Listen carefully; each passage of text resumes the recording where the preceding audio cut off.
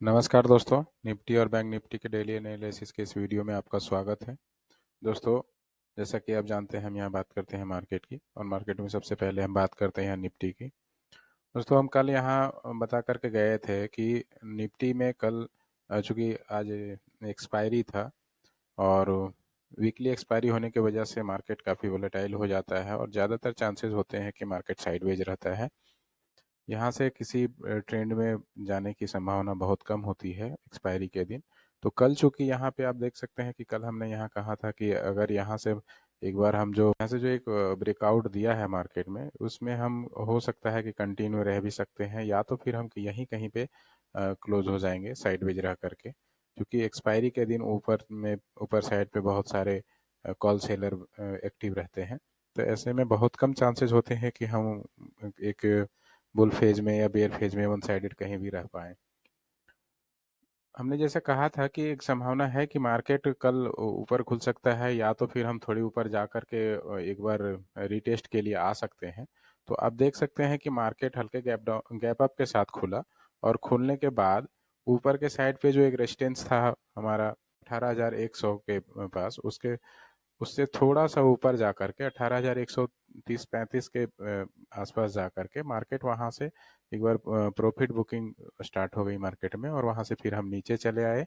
और अक्सर ऐसा होता है कि जब भी हम ऊपर खुलते हैं तो मार्केट एक बार जो ये गैप बन जाती है बीच में, इस गैप को भरने के लिए मार्केट रीटेस्ट करने के लिए नीचे आती है। तो आज भी लगभग वैसा ही हुआ। जनरली ऐसा देखा जाता है कि मार्केट जो गैप अप खुलती है उसे 10-15 मिनट या आधा घंटे में ही गैप फिल कर करके और मार्केट ऊपर की ओर चल जाती है, पर आज ऐसा नहीं हुआ।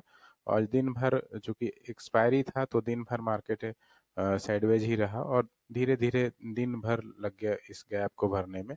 जाते जाते मार्केट में यहाँ एक आप देख सकते हैं कि हावरली टाइम फ्रेम में एक बुलिश हरामी कैंडल बना के गई है, जो ये इंडिकेट करती है कि कल मार्केट यहाँ से ऊपर की ओर जा सकती है।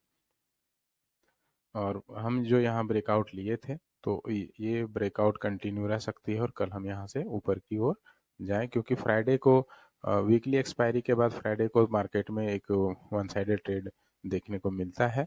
बात कर लेते हैं दोस्तों हम यहाँ सपोर्ट रेजिस्टेंस की, कि कल अगर हम यहीं कहीं खुलते हैं या इसी के जोन के आसपास में, और हम एक बार गैप अप या गैप डाउन नहीं खुलते हैं, तो हम देखेंगे कि यहाँ अगर आज जो हमारा जो क्लोजिंग हुआ है 18,035 पे, अगर यहीं कहीं खुलते हैं, गैप अप नहीं खुलते हैं, तो हम अगर हम ऊपर की ओर चलते हैं और ऊपर के साइड पे जो हमारा पहला रेजिस्टेंस होगा वो होगा यहाँ 18,135 का।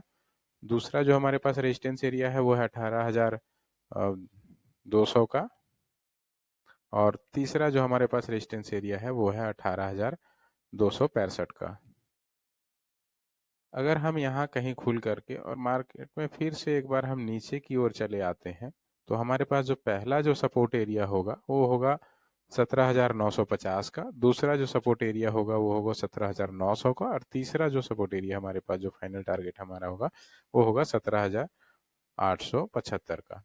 लेकिन चूंकि दोस्तों अगर हम कल यहीं पे कहीं मार्केट हमारा खुलता है 18,000 से 18,030-35 के आसपास, यहीं कहीं हम गैप अप या गैप डाउन नहीं खुलते हैं, और एक बार हो सकता है कि हम 17,950 तक आ जाए, क्योंकि यहाँ से हमारा जो ब्रेकआउट हुआ था उसको रीटेस्ट करने के लिए मार्केट एक बार आ सकती है। लेकिन ऐसा कोई ज़रूरी भी नहीं है, क्योंकि यहाँ पे एक बुली से हरामी कैंडल बना के गई है। और अब अगर यहाँ पे आप देखिएगा जा करके अब 5 मिनट के चार्ट पे, तो 5 मिनट के चार्ट पे भी यहाँ पे एक बुलिश एंगल्फिंग कैंडल बना के गई है मार्केट में। तो बहुत कम चांसेस है कि हम यहाँ से नीचे की ओर आए, और ज़्यादातर चांसेस हो ऐसी स्थितियों में बनते हैं कि हम हल्के गैप अप के साथ खुलें या फिर फ्लैट खुलें, तो हम यहाँ से ऊपर की ओर ही एक बार निकल सकते हैं।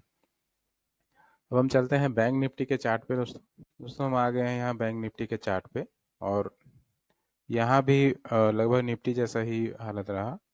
जैसे ही मार्केट गैप अप खुली, और गैप अप खुलने के बाद आप यहाँ देख सकते हैं कि यहाँ पे एक बेयरिश इंगल्फिंग कैंडल बनाते हुए मार्केट नीचे की ओर चली आई। लगभग दिन भर हम नीचे की साइड ही काम करते रहे।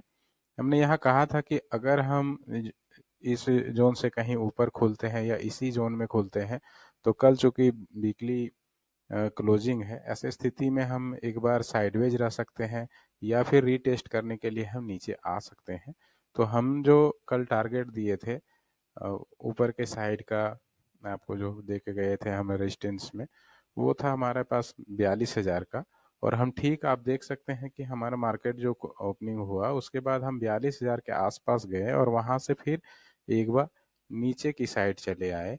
और जो हमारा जो टारगेट हम दिए थे नीचे साइड का 41,600 का, जो हमारा पहला सपोर्ट एरिया था, 41,600 से नीचे जा करके हम उसके बाद लौटे हैं।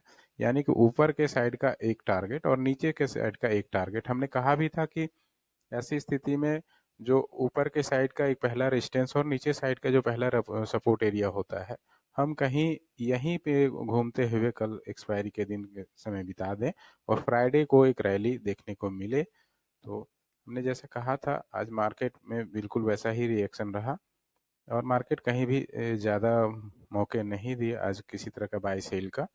गुरुवार को यहाँ पे मार्केट में एक वीकली क्लोजिंग होती है, तो ऐसी स्थिति में शुक्रवार को एक वो होता है कि देखा जाए तो मार्केट में काम के लिहाज से कल पहला दिन होता है वीकली में। तो कल यहाँ पे एक बुल रन देखने को मिल सकता है। दोस्तों अगर हम यहीं कहीं पे खुलते हैं, यहाँ से कहीं गैप अप या गैप डाउन नहीं खुलते हैं, तो ऐसी स्थिति में हमारा जो अभी हमारा क्लोजिंग है 41,631 का, तो हम यहाँ से हमारा जो पहला जो ऊपर के साइड का रेजिस्टेंस होगा वो होगा 41,700 का। दूसरा जो रेजिस्टेंस एरिया होगा वो होगा 42,000 का। और तीसरा जो हमारे पास जो फाइनल टारगेट होगा वो होगा 42,250 का। अगर हम यहाँ से खुल करके मार्केट नीचे की अगर जाती है तो हमारे पास जो पहला सपोर्ट एरिया होगा वो होगा 41,465 का। दूसरा जो सपोर्ट एरिया होगा वो होगा 41,195 का। और तीसरा जो हमारे पास अ, नीचे लेवल का जो सब आखिरी सपोर्ट होगा वो होगा 40,875 का।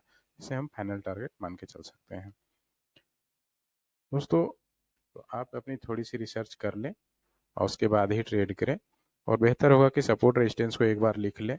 आप देख सकते हैं कि पिछले कई वीडियो में हमने जिस सपोर्ट रेजिस्टेंस की बात की है यहाँ पे, तो मार्केट ठीक उन्हीं सपोर्ट रेजिस्टेंस पे रिएक्ट करती है, वहीं से नीचे या ऊपर की ओर मूव करती है। तो अगर आप इन चीज़ों को लिख लेंगे उसके तो वीडियो को लाइक और शेयर कर दीजिएगा और चैनल को सब्सक्राइब कर दीजिएगा। धन्यवाद दोस्तों।